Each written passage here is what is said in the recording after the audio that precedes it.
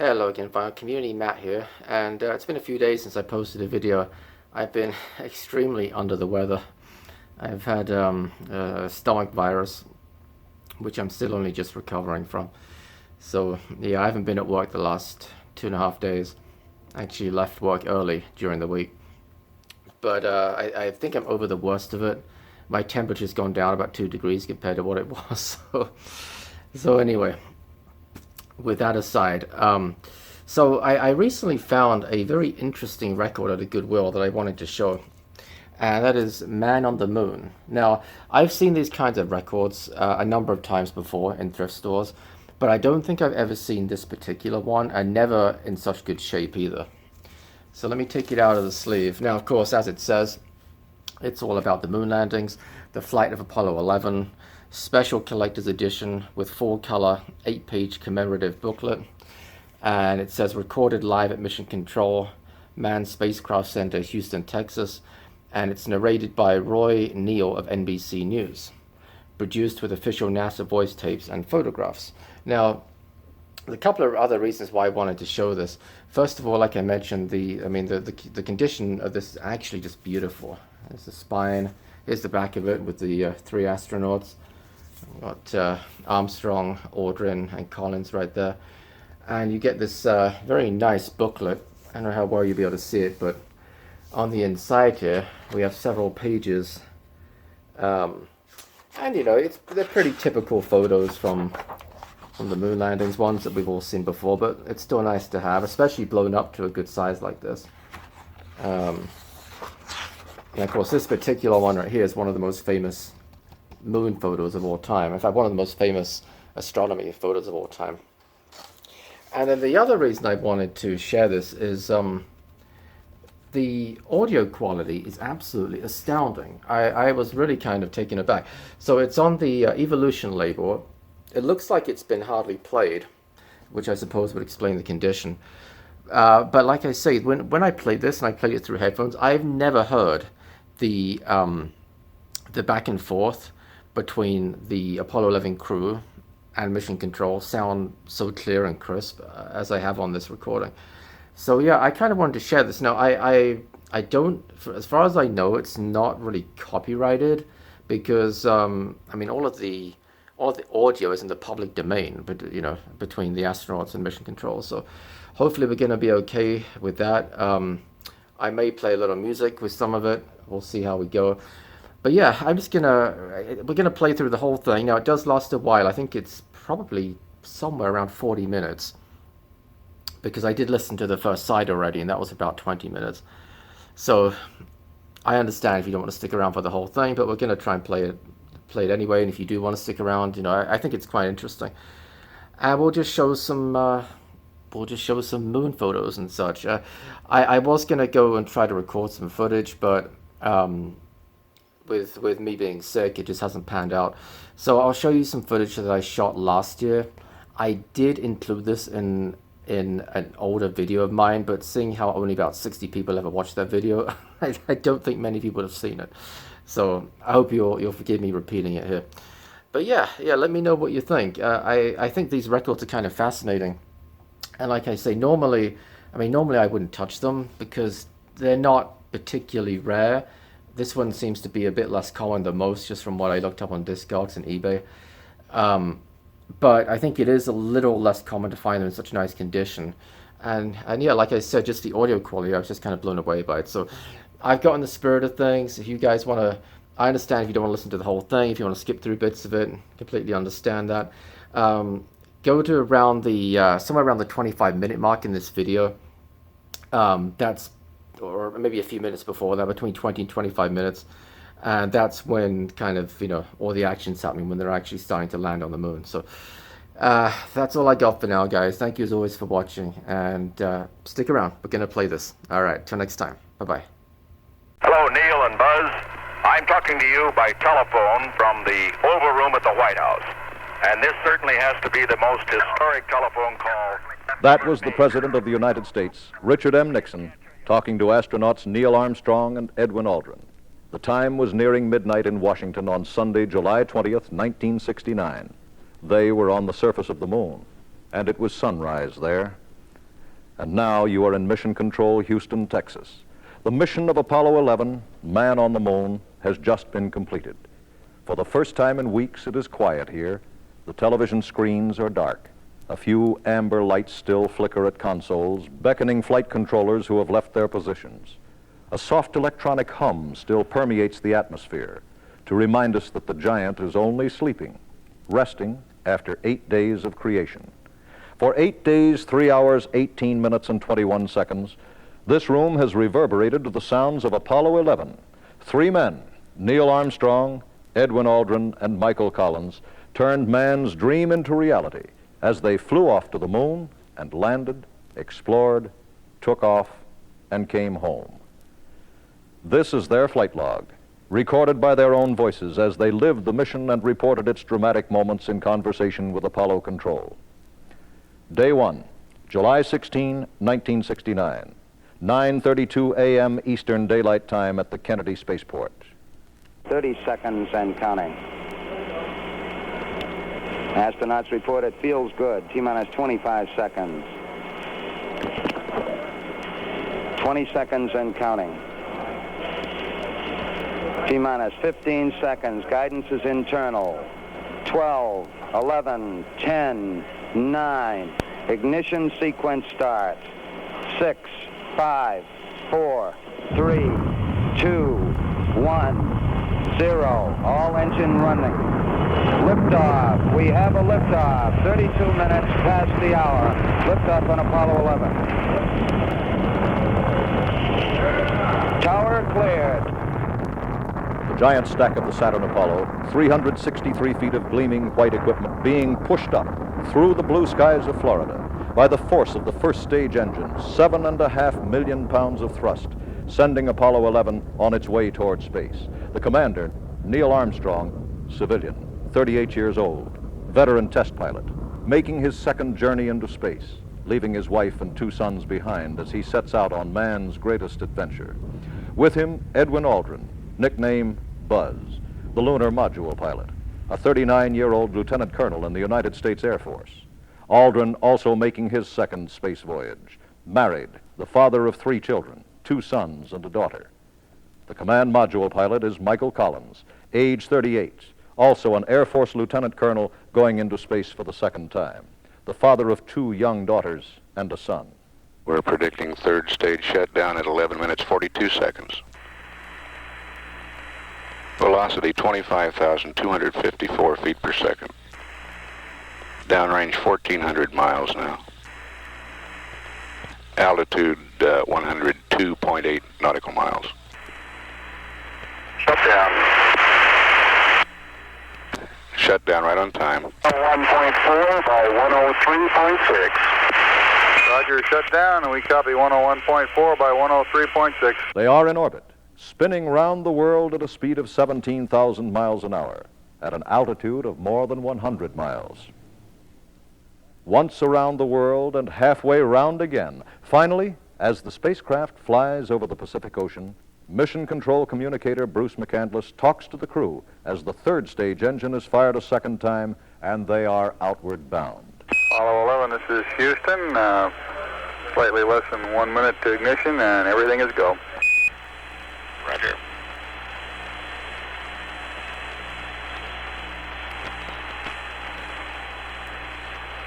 Ignition. We confirm ignition, and the thrust is go. Guidance looking good. Velocity 26,000 feet per second. Apollo 11, this is Houston at 1 minute. Trajectory and guidance look good, and the stage is good. Over. Coming up on 27,000 feet per second. Telemetry and radar tracking both solid. Velocity 27,800 feet per second. Apollo 11, this is Houston. Thrust is good. Everything's still looking good. Roger. Apollo 11, this is Houston. We show cutoff, and we copy the numbers and announce 62. Yeah, Houston, Apollo 11, that Saturn gave us a magnificent ride. With the Earth receding, growing smaller behind them, Moving at a speed now of 25,000 miles an hour, the crew separates from the third stage, maneuvers, docks with, and extracts the lunar module. The first day in space is nearing its end. Here is the voice of Mission Control. This is Apollo Control at 11 hours, 29 minutes into the flight of Apollo 11. We don't expect to hear a great deal more from the crew tonight. At about 11 hours, 20 minutes, we said goodnight to them from Mission Control. They're beginning their sleep period about 2 hours early. The additional time available for sleep was made available by deleting the mid-course correction. This is Apollo Control at 11 hours, 32 minutes. Day 2, July 17th. This is Apollo Control at 22 hours, 49 minutes ground elapsed time.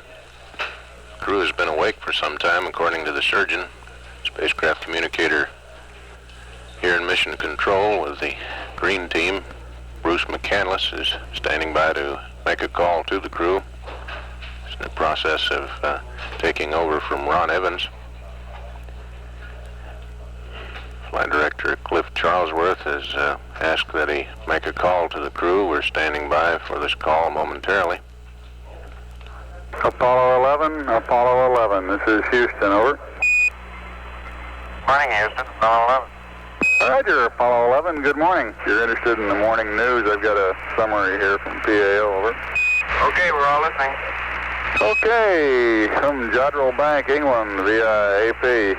Britain's Big Jodrell Bank radio telescope stopped receiving signals from the Soviet Union's unmanned moonshot at 5:49 EDT today, and a spokesman said that it appeared that the Luna 15 spaceship, quote, has gone beyond the moon, unquote. Another quote, we don't think it has landed, said a spokesman for Sir Bernard Lovell, director of the observatory. Washington, UPI. Vice President Spiro T. Agnew has called for putting a man on Mars by the year 2000. But Democratic leaders replied that priority must go to needs on Earth.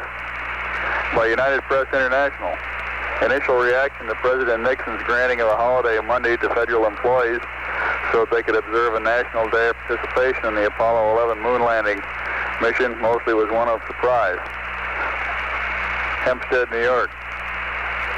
Joe Namath officially reported to the New York Jets training camp at Hofstra University Wednesday following a closed-door meeting with his teammates over his differences with Pro Football Commissioner Peter Roselli. Over. Roger, thank you, Bruce. And so the day begins, with the news of the day being read to men who are making history. It's now 34 hours after liftoff. We're waiting for a television transmission. Hello, Apollo 11, Houston. We got the network all configured for the TV. You can start anytime you want, over.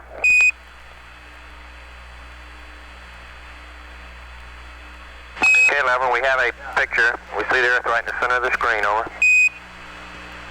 Roger, Houston, Apollo 11.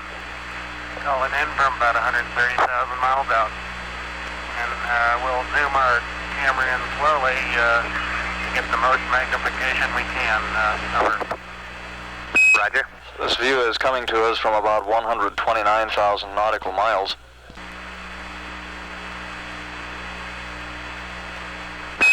Houston, the definition is pretty good on our monitor here. The color's not too varsity, at least on this set. Could you describe what you're looking at, over? Roger, you're seeing Earth as we see it at our left-hand window, just a little more than a half Earth. We're looking at the eastern Pacific Ocean. In the north half of the top half of the screen, we can see North America, Alaska, United States, Canada, Mexico, and Central America. 11, Houston, if you could comply, we'd like to see some smiling faces up there. If you could give us some interior views, I'm sure everybody'd like to see you, over. Okay, we'll reconfigure the TV for that. Roger. Now we're coming in. can't quite make out who that had. That's Big Mike Collins there. Well, you got a little bit of, yeah, hello there, sports fans. You got a little bit of me, plus Neil's in the center couch, and Buzz is doing the camera work this time. Is Buzz holding your cue cards for you, over? Cue cards have a no. We have no intention of competing with the professionals, believe me. 11 Houston, we just lost our pick. I see we're going back outside now, over. 11 Houston, you copy, over? Roger, we copy. And as we pan back out to the distance at which we see the Earth, we'll have Apollo 11 signing off. Day 3, July 18th. Apollo 11, this is Houston, over. Go ahead, Houston. Roger, I've got the morning news here if you're interested, over. Yeah, we sure are. We're ready to copy and comment. Is that 2:30 there? Roger. Okay, here we go. The interest in the flight of Apollo 11 continues at a high level, but a competing interest in the Houston area is the easing of watering rules. Mayor Louis Welch promises the lifting of lawn watering restrictions if the rains continue. Friday is partly cloudy and there is a 30% chance of thunder showers in the afternoon. In sports, the Houston Oilers are showing plenty of enthusiasm in their early preseason workouts at Kerrville, and Coach Wally Lem says he is impressed with the fine group of rookies.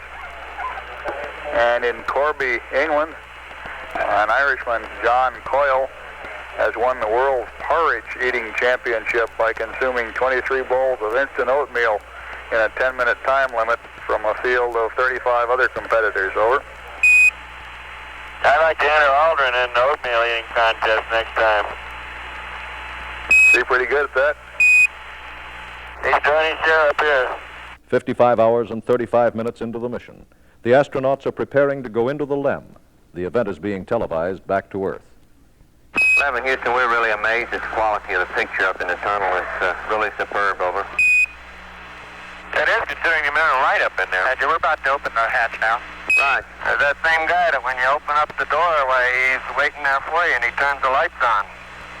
How about that? Just like the refrigerator. That conversation between Charlie Duke and Mike Collins referring to the automatic light that comes on in the LEM when the hatch is opened. 11 Houston, Buzz, you already in? Over. Right, I'm halfway in. I'm going to have to start turning around, I guess. Buzz Aldrin reporting that he's halfway into the LEM. This view is inside the LEM cabin. We had a view, Buzz, of the utility light cord. Now, let me show you a view looking the other way. Right, and we see right now a utility light or either a floodlight up there. I think now I see the utility light still in the storage bay. Hey, that's a great shot right there. We see you in there. Guess that's Neil and Mike. Better be, anyway. And we're going to turn our TV monitor off now for a short bit while we have some other work to do. Apollo 11 signing off. The crew is bedded down for the night. And here's an announcement from Mission Control. This is Apollo Control at 61 hours, 39 minutes. We've had no further conversation with the crew since our last report. Flight surgeon says there is no indication at this time that they have begun to sleep, but we expect they'll be getting to sleep here shortly. Coming up in less than 10 seconds now, we'll be crossing into the sphere of influence of the moon. A computational changeover will be made here in Mission Control. At this point, as the moon's gravitational force becomes the dominant effect on the spacecraft trajectory, and our displays will shift from Earth reference to moon reference. At 61 hours, 41 minutes, this is Apollo Control, Houston. Day 4 in the flight log of Apollo 11, July 19th. The crew is observing the moon. The view of the moon that we've been having recently is really spectacular. It fills about 3/4 of the hatch window, and of course we can see the entire circumference, even though part of it is in complete shadow and part of it's in earthshine. It's a view worth the price of the trip. Well, there are a lot of us down here that would be willing to come along.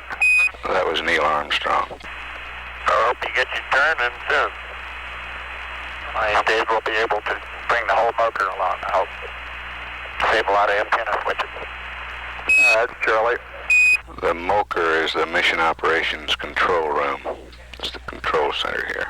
LOI, Lunar Orbit Insertion. The burn for lunar orbit was made while the spacecraft was out of contact on the far side of the moon. We're waiting now for the signal to be reacquired at the Madrid, Spain tracking station as it comes around. Madrid AOS. Madrid AOS. Telemetry indicates that the crew is working on the antenna angles to bring the high gain antenna to bear. Apollo 11, this is Houston. How do you read? Reading you loud and clear, Houston. How are you? Roger, reading you the same now. Could you repeat your burn status report? It was like perfect. Roger. And the spacecraft is looking good to us on telemetry. Roger, everything looks good up here. Apollo 11 is in lunar orbit, an elliptical orbit. A second burn will bring it down into a near circular one about 60 miles above the surface. We're waiting for the crew to report the status of that second burn. Apollo 11, Houston, we're standing by. Over.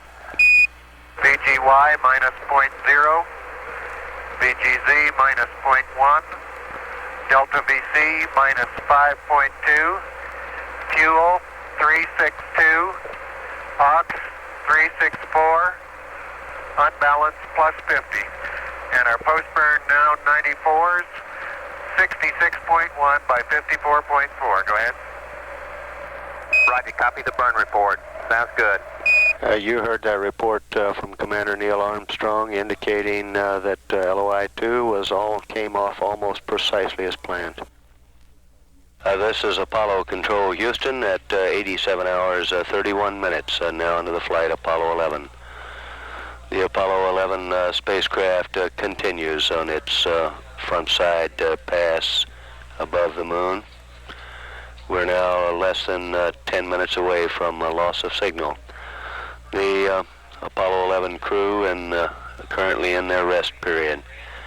We've received no indication yet that any of the three crew members are actually sleeping, although all three appear to be in a very restful mode.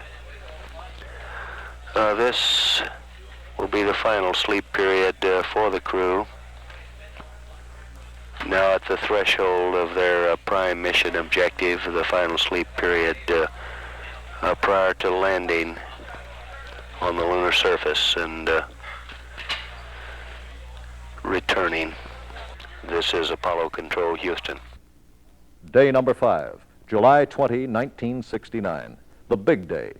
Neil Armstrong and Buzz Aldrin are aboard the lunar module, which they have codenamed Eagle.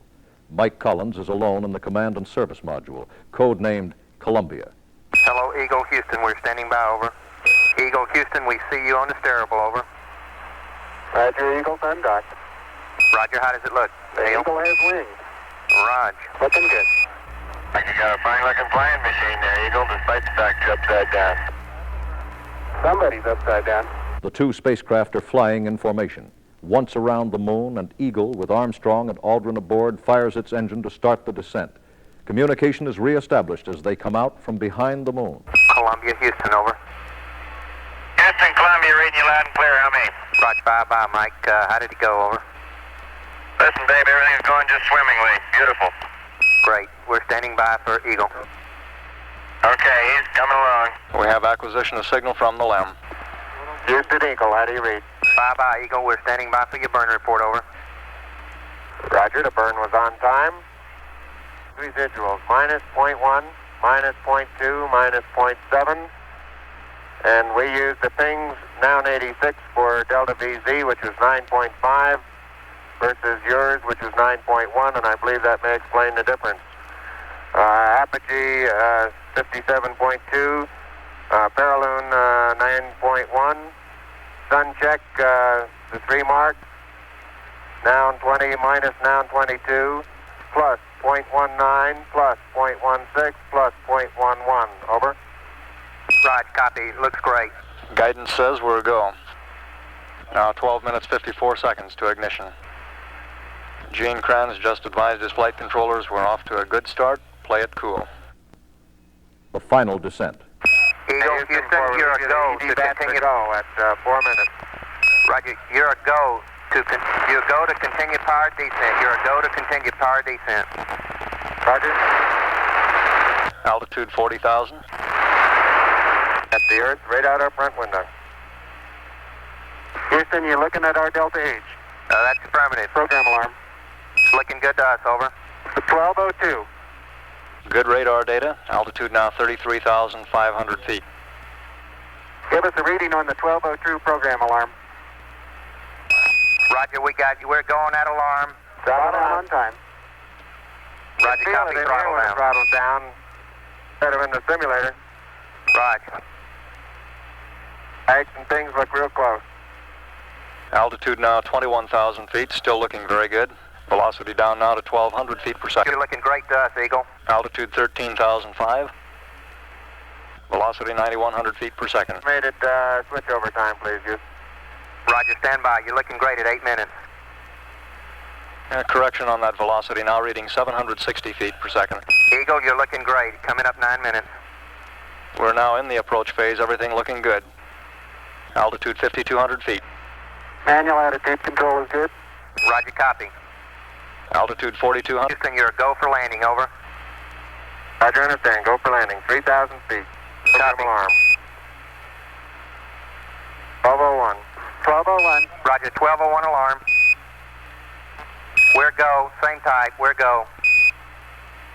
2,000 feet. 2,000 feet. Into the ag. 47 degrees. Roger. 47 degrees. Eagle looking great. You're go. Altitude 1,600. 1,400 feet, still looking very good. Roger, 1202. We copy it. 35 degrees. 35 degrees. 750. Coming down to 23. 700 feet, 21 down. 33 degrees. 100 feet down at 19. 540 feet down at 30. Down at 15.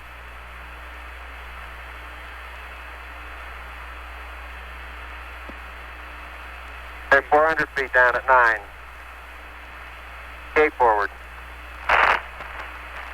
1050 feet down at 4. 33 and a half down.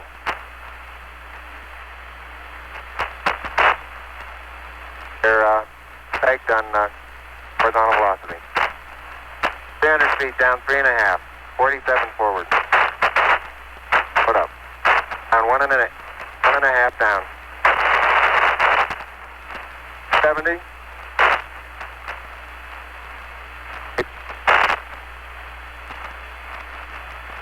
Got the shadow out there. 50 down at 2.5. 19 forward. Altitude, velocity, light. 3.5 down. 220 feet. 13 forward.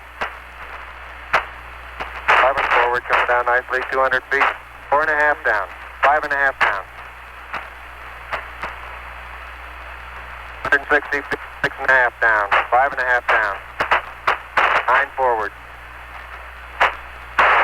Good. 120 feet. 100 feet, 3.5 down, 9 forward. 5%. 185.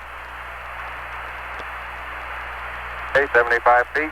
Car's looking good, down a half. 6 forward.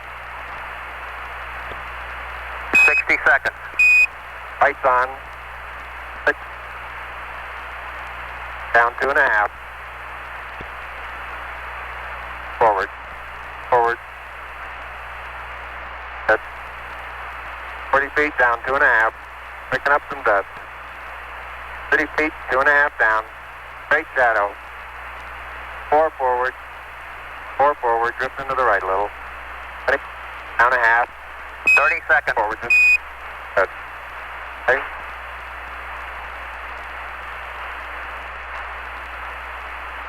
Contact light. Okay, engine stop. APA at a descent. Mode control both auto, descent engine command override off. Engine arm off. Port 13 is in. We copy you down, Eagle. Houston, Tranquility Base here. The Eagle has landed. Roger, Tranquility. We copy you on the ground. You got a bunch of guys about to turn blue. We're breathing again. Thanks a lot. Thank you. 102 hours, 45 minutes, and 45 seconds. And mark well the date. July 20, 1969, man is on the moon. Eagle has landed. The landing is in the Sea of Tranquility, Mare Tranquillitatis. And so the Eagle becomes Tranquility Base. Houston, that may have seemed like a very long final phase. The auto-targeting was taking us right into a football field-sized crater with a large number of big boulders and rocks for about 1 or 2 crater diameters around it. And it required us going in P-66 and flying manually over the rock field to find a reasonably good area. Roger, we copy. It was beautiful from here. Tranquility, be advised there are lots of smiling faces in this room and all over the world, over. There are 2 of them up here. Roger, it was a beautiful job, you guys. And don't forget one in the command module. 108 hours and 21 minutes ground elapsed time. The astronauts are preparing for EVA, extravehicular activity. They plan to take an historic walk on the moon. Houston, this is Tranquility. We're standing by for a go for cabin depress, over. Tranquility Base, this is Houston. You are go for cabin depressurization. Go for cabin depressurization. Roger, thank you. Neil, this is Houston. What's your status on hatch opening? Over. Everything is go here. We're just waiting for the cabin pressure to bleed to a low enough pressure to open the hatch. It's about 0.1 on our gauge now. Neil, this is Houston, over. Go ahead, Houston. Roger, we're showing a relatively static pressure on your cabin. Do you think you can open the hatch at this pressure, about 0.12 psi? We're going to try it. The hatch is coming open. Okay, your visors. Look at your back is up against the pert. Right now it's on top of the biscuit. Forward and up. Now you're clear. A little bit toward me. Get you lined up nicely. All right, move. Armstrong, a strange spacesuited figure in white. Life support pack on his back, coming out now on his stomach, feet first. On the platform. Okay, Houston, I'm on the porch. Roger, Neil. Did you get the mesa down? I'm going to pull it now. Houston, the mesa came down, all right. Houston, Roger, we copy, and we're standing by for your TV. And we're getting a picture on the TV. Okay, Neil, we can see you coming down the ladder now. I'm at the foot of the ladder. The LEM footbeds are only depressed in the surface about 1 or 2 inches, although the surface appears to be very, very fine-grained as you get close to it. It's almost like a powder. I'm going to step off the LEM now. That's 1 small step for man, 1 giant leap for mankind. 1 small step for man, 1 giant leap for mankind. There seems to be no difficulty in moving around as we suspected. Absolutely no trouble to walk around. Descent engine did not leave a crater of any size. It has about 1 foot clearance on the ground. We're essentially on a very level place here. Looking up at the LEM, I'm standing directly in the shadow now, looking up at Buzz in the windows, and I can see everything quite clearly. The light is sufficiently bright, backlighted into the front of the LEM, that everything is very clearly visible. I'll step out and take some of my first pictures here. Roger, Neil, we're reading you loud and clear. Let's see, getting some pictures and the contingency sample. Neil, this is Houston. Did you copy about the contingency sample? Over. All right, you're going to get to that just as soon as I finish these picture series.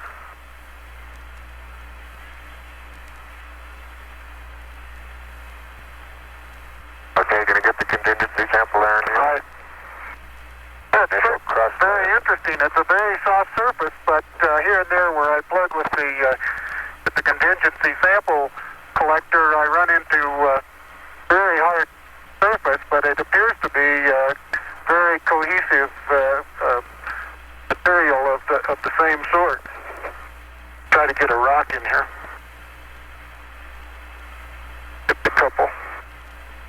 Okay, ready for me to come out? Yeah, just stand by a second. I'll move this over the handrail. Okay. All right, that's got it. Are you ready? All set. Okay, you saw what difficulties I was having. I'll try to watch your bliss from underneath here.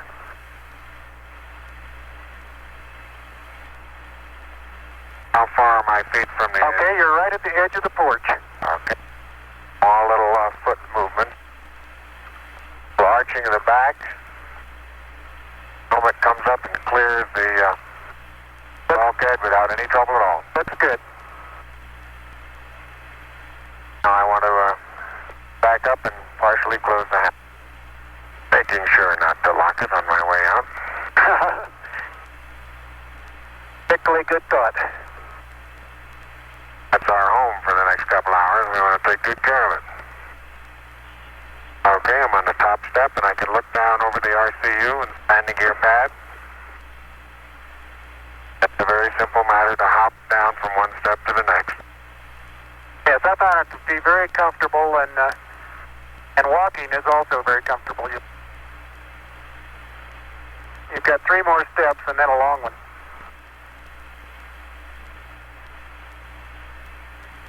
Okay, I'm going to leave that 1 foot up there and both hands down to about the 4th rung up. There you go. Okay, now I think I'll do the same.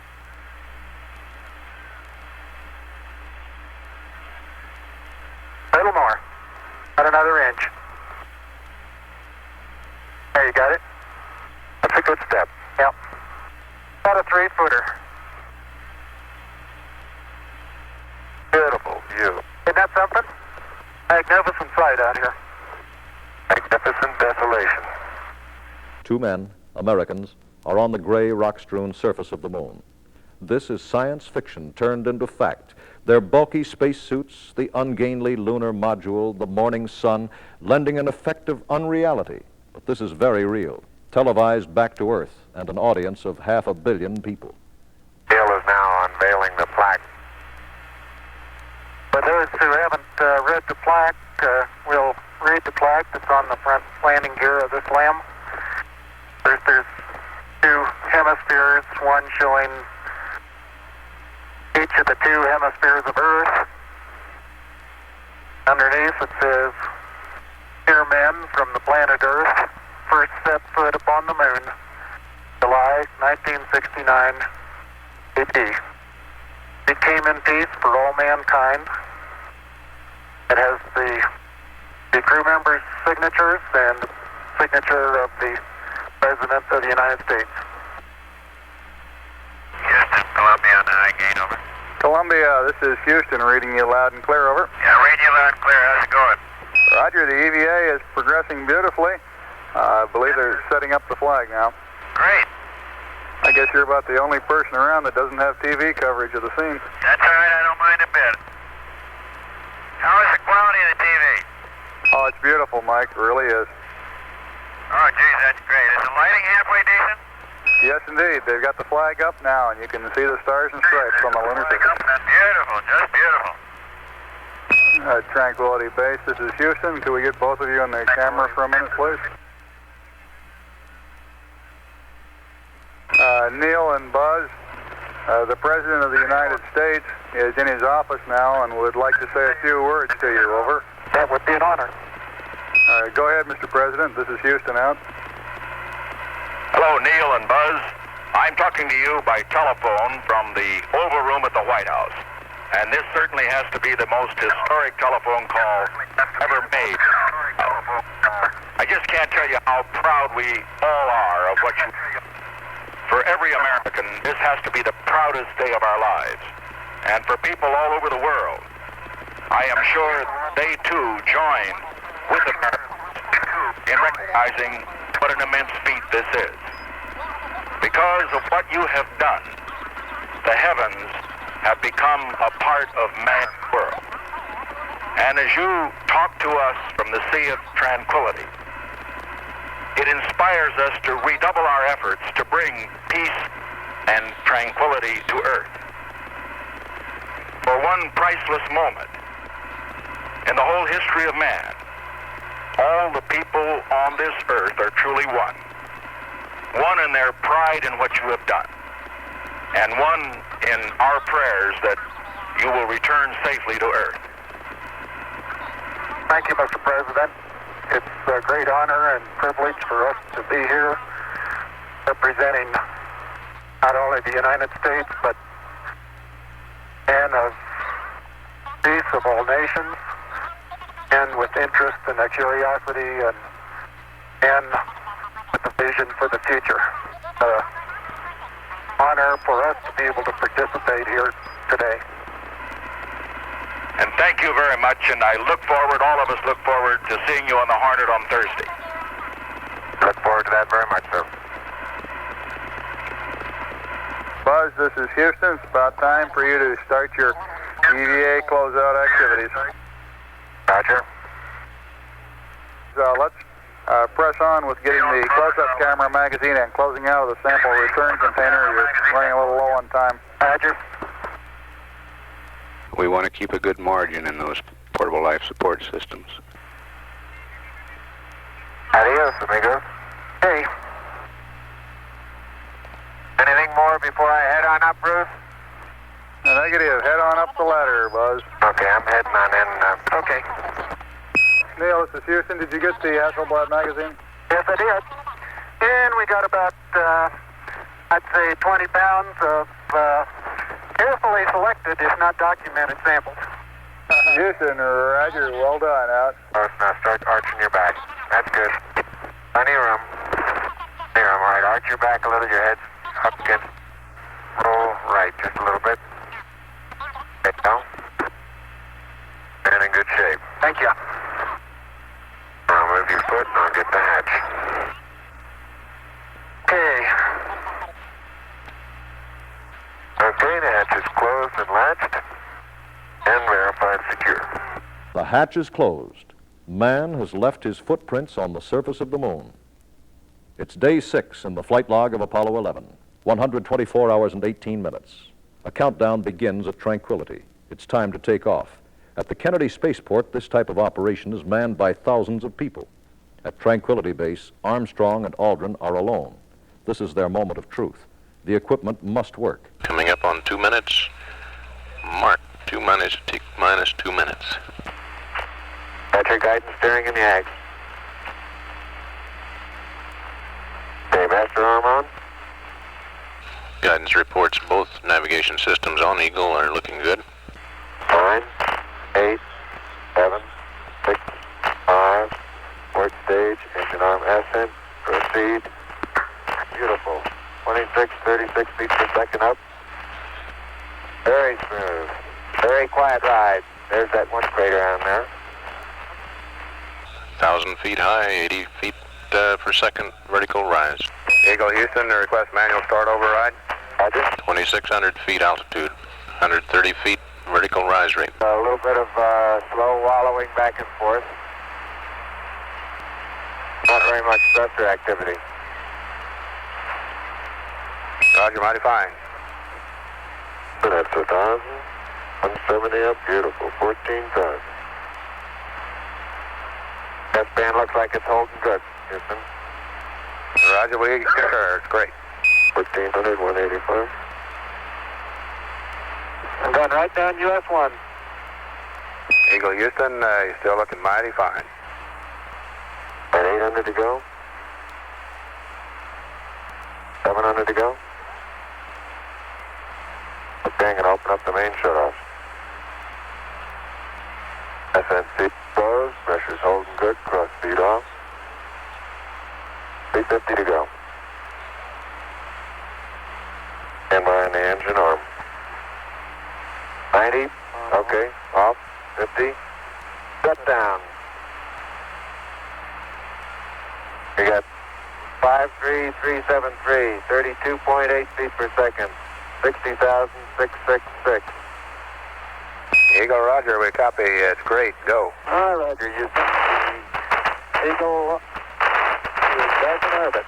Eagle, Houston, roger, we copy. The whole world is proud of you. This is Apollo Control. 127 hours, 50 minutes ground elapsed time. Less than a minute now away from acquisition of the spacecraft Columbia. Hopefully flying within a few feet of it will be Eagle. We're standing by for word that data is coming in from the two spacecraft. I have LEM AOS. That was a funny one, you know. I didn't feel it touch, and I thought things were pretty steady. I went to retract there, and then that's when all hell broke loose. It seemed to happen at the time I put the plus X thrust to it. Apparently it wasn't finished, but somehow or other that's when we got off in attitude, and then the attitude hold system started firing. Yeah, that was sure busy there for a couple of seconds. This is Apollo Control. Communications are somewhat scratchy with Apollo 11. Columbia and Eagle now reunited to become Apollo 11 again. Day 7, July 22nd. Apollo 11 is behind the moon, burning its big engine to start for home. Another critical maneuver. We're waiting for contact to be reestablished to find out what happened. Hello, Apollo 11, Houston, how did it go, over? Help to open up the LRL doors, Charlie. Roger, we got you coming home. Day 8, July 23rd. On their last night in space, the crew of Apollo 11 reflects on their achievement. Good evening. This is the commander of Apollo 11. 100 years ago, Jules Verne wrote a book about a voyage to the moon. His spaceship, Columbia, took off from Florida and landed in the Pacific Ocean after completing a trip to the moon.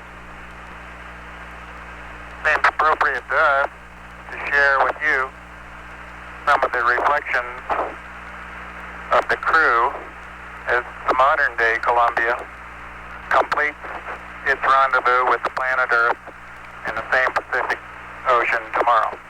This trip of ours to the moon may have looked to you simple or easy. I'd like to assure you that that has not been the case. The Saturn V rocket, which put us into orbit, is an incredibly complicated piece of machinery, every piece of which works flawlessly. This computer up above my head has a 38,000 word vocabulary, each word of which has been very carefully chosen to be of the utmost value to us, the crew. The SPS engine, our large rocket engine on the aft end of our service module, must have performed flawlessly or we would have been stranded in lunar orbit. The parachutes up above my head must work perfectly tomorrow or we will plummet into the ocean. We have always had confidence that all this equipment will work and work properly, and we continue to have confidence that it will do so for the remainder of the flight. All this is possible only through the blood, sweat, and tears of a number of people. First, the American workmen who put these pieces of machinery together at the factory. Second, the painstaking work done by the various test teams during the assembly and the retest after assembly. And finally, the people at the Manned Spacecraft Center, both in management, in mission planning, in flight control, and last but not least, in crew training. This operation is somewhat like the periscope of a submarine. All you see is the three of us, but beneath the surface are thousands and thousands of others. And to all those, I would like to say thank you very much. Good evening. I'd like to discuss with you a few of the more symbolic aspects of the flight of our mission Apollo 11. As we've been discussing the events that have taken place in the past 2 or 3 days here on board our spacecraft, we've come to the conclusion that this has been far more than 3 men on a voyage to the moon. More still than the efforts of a government and industry team. More even than the efforts of one nation. We feel that this stands as a symbol of the insatiable curiosity of all mankind to explore the unknown. We accepted the challenge of going to the moon. The acceptance of this challenge was inevitable. The relative ease with which we carried out our mission, I believe, is a tribute to the timeliness of that acceptance. Today, I feel we're fully capable of accepting expanded roles in the exploration of space. In retrospect, we have all been particularly pleased with the call signs that we very laboriously chose for our spacecraft, Columbia and Eagle. We've been particularly pleased with the emblem of our flight, depicting the U.S. Eagle, bringing the universal symbol of peace from the planet Earth to the moon, that symbol being the olive branch. Personally, in reflecting the events of the past several days, a verse from the Psalms comes to mind to me. When I consider the heavens, the work of thy fingers, the moon and the stars which thou hast ordained, what is man that thou art mindful of him? The responsibility for this flight lies first with history and with the giants of science who have preceded this effort. Next to the American people, who have, through their will, indicated their desire. Next to 4 administrations and their Congresses for implementing that will. And then to the agency and industry team that built our spacecraft. The Saturn, the Columbia, the Eagle, and the little EMU, the spacesuit and backpack that was our small spacecraft out on the lunar surface. We'd like to give a special thanks to all those Americans who built those spacecraft, who did the construction, the design, the test, and put their heart and all their abilities into those craft. To those people, tonight we give a special thank you. And to all the other people that are listening and watching tonight, God bless you. Good night from Apollo 11. The reflections of 3 grateful and happy men, happy to be coming home. Day 9, July 24th, 194 hours, 53 minutes. Apollo 11 now weighs about 10,000 pounds. It weighed almost 6.5 million pounds at liftoff. The astronauts have just separated from the service module that supplied them with rocket power, electrical power, and oxygen during their trip. They are ready to enter Earth's atmosphere. Flight Director Milt Windler has just informed recovery, quote, we're on final for the carrier. Hi, Houston. We got the service module going by. A little high and a little bit to the right. Houston, roger. 800 nautical miles high. Velocity 33,000 feet per second. Guidance reports Apollo 11 right down the middle of the corridor.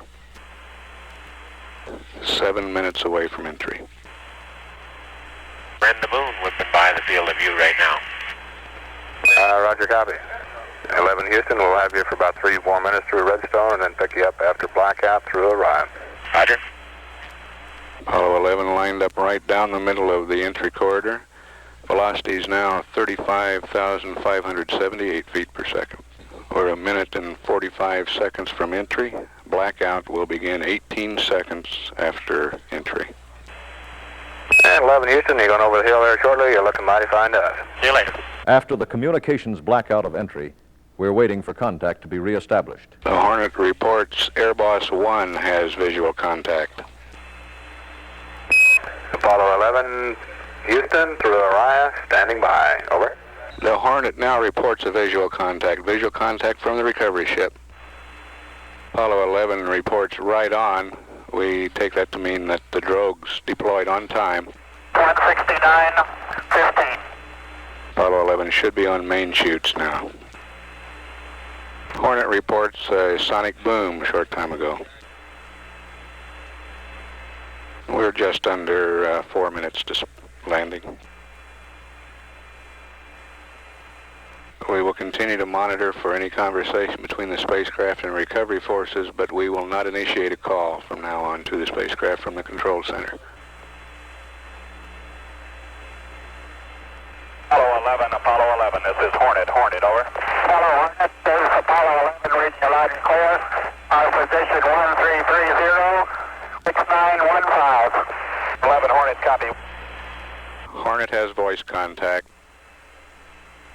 Aircraft reports visual with 3 full chutes. Hornet reports spacecraft right on target point. Okay, Hornet, Apollo 11, there's guys. Roger, 500 on chutes. Apollo 11 at 1,500 feet. Hornet, roger, copy out. That's Neil Armstrong giving the position reports. There's a visual, dead ahead, about a mile and a half. Splashdown. Airball Hornet, what's the present condition of the astronauts? Hornet is airball, you're calling. Affirmative, determine the present condition of the astronauts. 11, this is airball 1, your condition. Our condition is all 3 excellent. We're just fine. Take your time. And so the flight log of Apollo 11 is closed out. At 195 hours, 18 minutes, and 21 seconds ground elapsed time on the 24th of July, 1969. The 3 men are enclosed in weird-looking biological isolation garments on the off chance they might have brought back some strange, unworldly disease. They're helicoptered to the waiting carrier, the USS Hornet, and met there by President Nixon. They and their precious cargo of rocks and samples and film from the moon are flown back to the Lunar Receiving Laboratory at the Manned Spacecraft Center in Houston. Ticker tape parades in New York, Chicago, and Los Angeles, and a worldwide tour give the people of the nation and the world a chance to express their gratitude. This is the time of rejoicing. They have accomplished the goal set by President Kennedy in 1961. I believe that this nation should commit itself to achieving the goal before this decade is out of landing a man on the moon and returning him safely to the earth. Their achievement is perhaps best summed up by Neil Armstrong himself when he took that first fateful step on the moon. That's one small step for man, one giant leap for mankind.